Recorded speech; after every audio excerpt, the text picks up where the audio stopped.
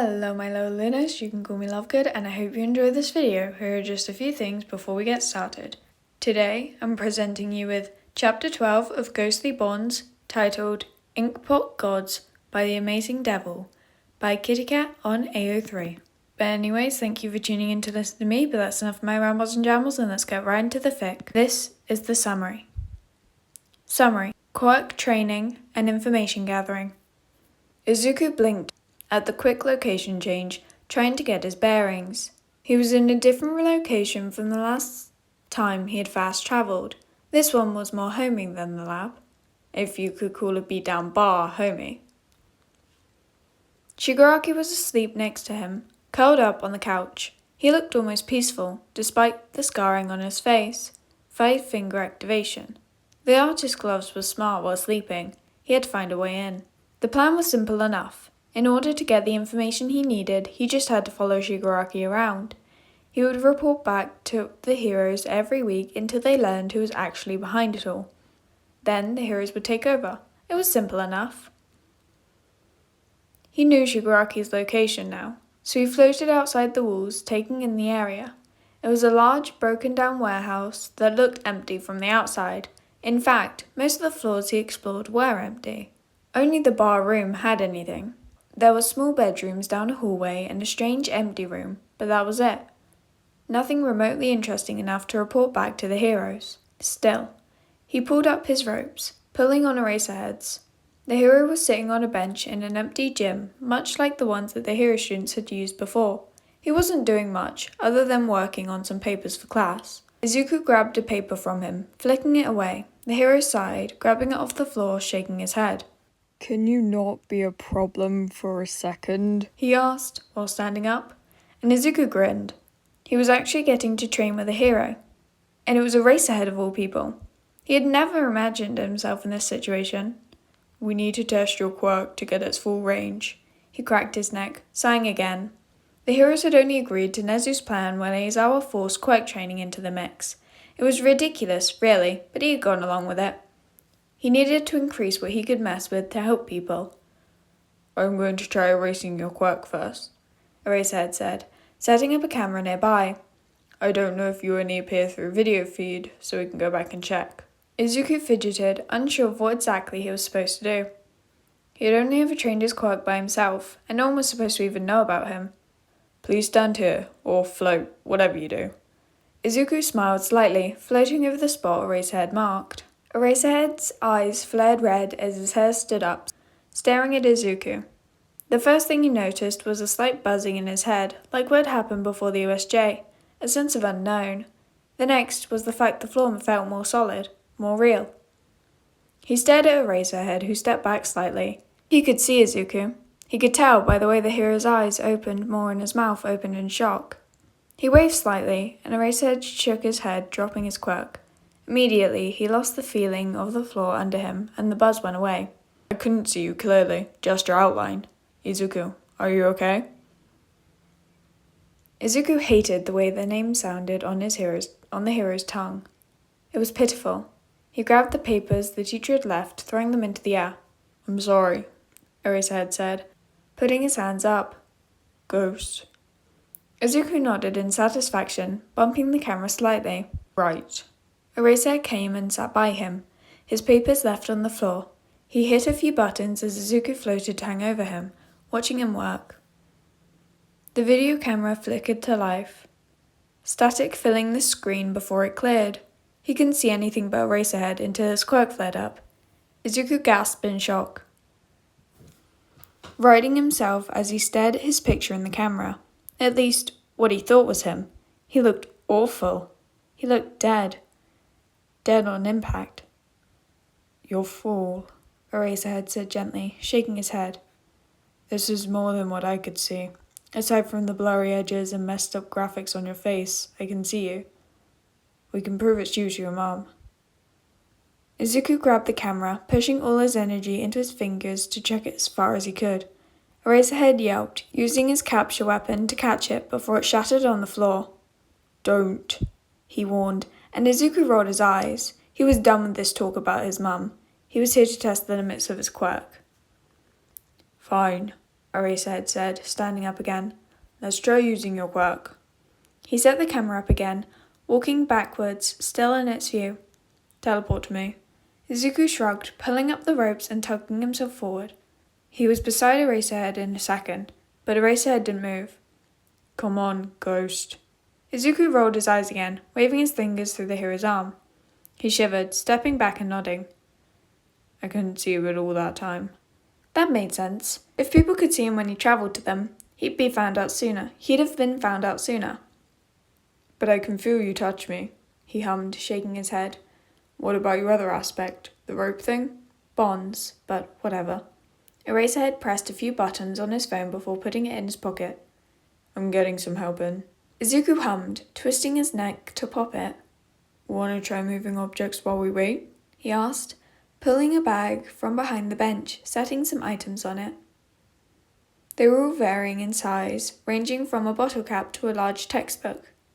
Think you're up for that? He nodded, even though Eraserhead couldn't see him. Floating over to the first object, he could move papers easily enough, but controlling a pencil was more difficult. He pushed all his energy into his fingertips, picking up the bottle cap and holding it in the air before it fell through his fingers. He furrowed his brows, reaching for it again and managing to hold it up for a second longer before it fell through.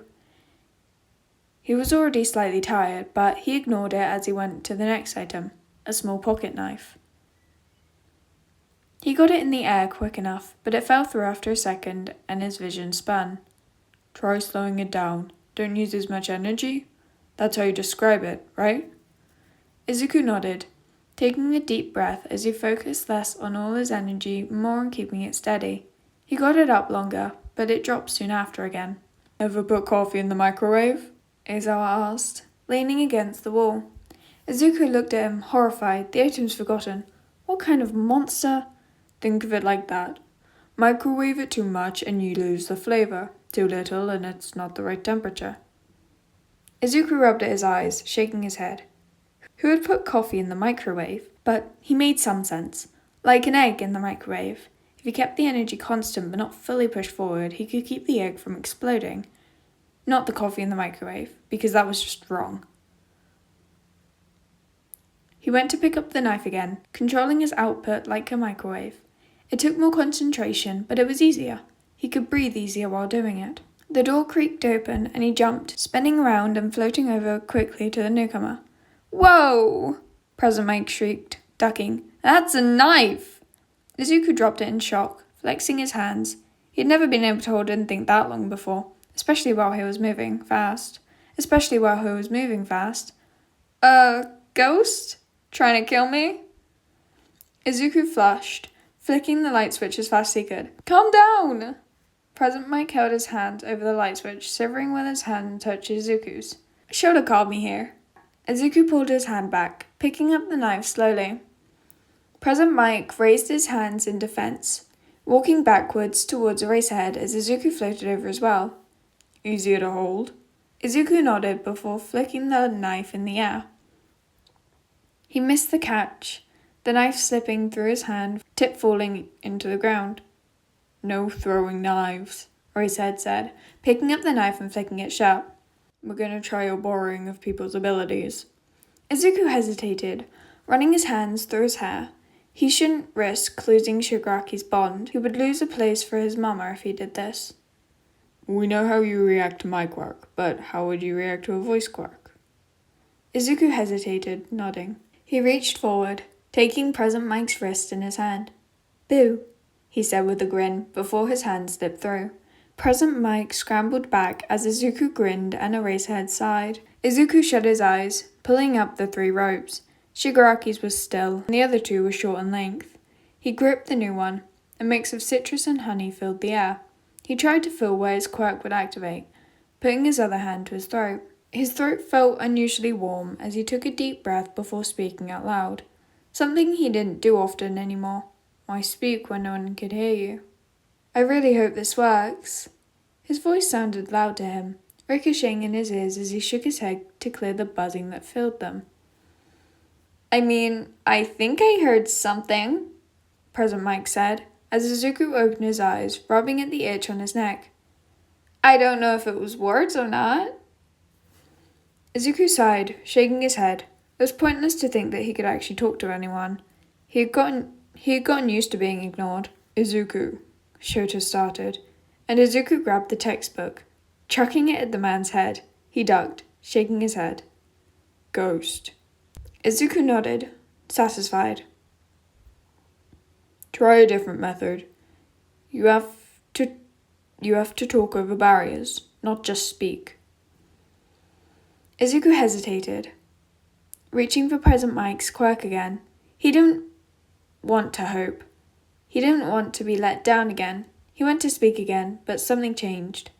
He could see the other bond starting to move. Just barely. He's awake, Izuku said, pressing his hand to his throat as he spoke, the words gentler than before. Eraserhead and Present Mike both took a step back, staring at where Izuku was. We heard you loud and clear that time, Eraserhead said, taking a deep breath. Are you sure we can't talk you out of this? Izuku shook his head, reaching for the rope already. He had a job to do if he wanted to be a hero, and he wouldn't let anyone talk him out of it. The transition was extremely disorienting. As he found himself stumbling in the air, his vision spun, and he had to take a second to place himself again. He had used up a lot of energy already. It was easier than before, but it still left him feeling sick to his stomach. How is our Hosu quest looking? Shigaraki asked, tapping his fingers on the bar. One by one, they hit on the wood, seconds away from five-finger contact. The warp man from the USJ, Kurogiri, didn't say anything as he cleaned a glass, setting it up in a cabinet. The bar seemed more lively, even though he had just been there. The noise from the TV drowning things out. Reports on the hero killer. He finally spoke, throwing a rag over his shoulder with a sigh. The doctor has completed the preparations. We'll be ready to strike on schedule. He perched himself up against the counter, watching Shigaraki nervously scratch at his neck. Izuku could feel his own itch start up again, and he had to fight to keep his hands down. It was an awful feeling, like being bit by 1,000 ants at once. He has no true goals, Shigaraki said as Kurogiri slid a napkin under his hand just before he slammed it on the table. It disintegrated as he walked away from the counter in a huff. Izuku watched intently, trying to figure the quirk out. If he could use it properly, he could end this before it got out of hand. But Hosu changed things. If he wasn't wrong, Ida was interning in Hosu. The hero killer would be there. He could save people's lives if he just learned more. I'm curious about the USJ incident. Shigaraki spun around, glaring at Kurogiri. They had a hacker, a cheat code. He scratched more at his neck, and Izuku had to avert his eyes before he scratched as well. Perhaps they just had an extra ally, Kurogiri suggested, and Izuku had to stop himself from knocking over something in surprise. They were getting too close, but no one thought of a ghost, and he couldn't be hurt. He couldn't just leave though. He had to learn more about Hosu, but the conversation had strayed. He floated to the edge of the room, where he was certainly out of the way, getting ready for a long day of nothing. He would report to Nezu at nightfall. Alrighty, my little Lunas, that's the end of this one. A few author's notes from the fic that I'm going to read out. Oh, actually, they are not about this fic. They are about a different fic. One of the author's other works, so I'm not going to read it. But anyways, my little Lunars. Give me a second. Okay, so first of all, I want to point out I love the microwave reference, the microwave analogy reference, but with the coffee, because that made me laugh. And I was like, the first time I read it, I was like, oh my goodness. I always love when people use it, especially when it's not Gran Torino who gives them the idea of it, because that makes it even funnier.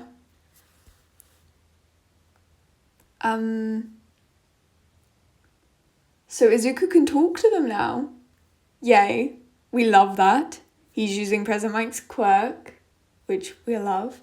My Present Mike voice in this fic, in this chapter specifically, was horrible. I could not get it right. I don't know why. My voice was just not cooperating today. So, yeah, that was sad. But, anyways, so my little learners, this is a little reminder that you might have something you need to do or check. I hope you all have a fantastic time, wherever and whenever you may be. Day, night, dusk, dawn, low tide, high tide, whatever it is for you. You can call me Lovegood, and that was chapter 12, of Ghostly Bonds, titled Inkpot Gods by the Amazing Devil by KittyKqt on AO3. Again, link to this fic will be in the pinned comment by me on this video, and tags are in the description, as well as warnings. Bye, little learners. Hello, my little learners. You can call me Lovegood. And I can't remember how it goes. Eraserhead's eyes flared as his hair. What? Is that staring at stout? I'm sorry. Putting his hands up. What? Putting his hell. Righting himself as he stared at his hell. Using his capture weapon.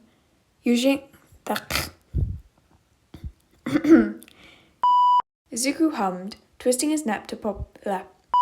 Ever put coffee in the microwave? I mean, I think I heard. I cannot do Present Mike's voice today. Izuku nodded. No, he didn't. Oh god, Shigaraki. Gary, this is how this is my Shigaraki voice, is it? I mean, I guess it's a bit more gravelly, but I mean, this is what we got, I think. Tomura Shigaraki. Being bit by 1,000 ants. Ants? Like being bit by 1,000 ants. He has no true goal. Nope.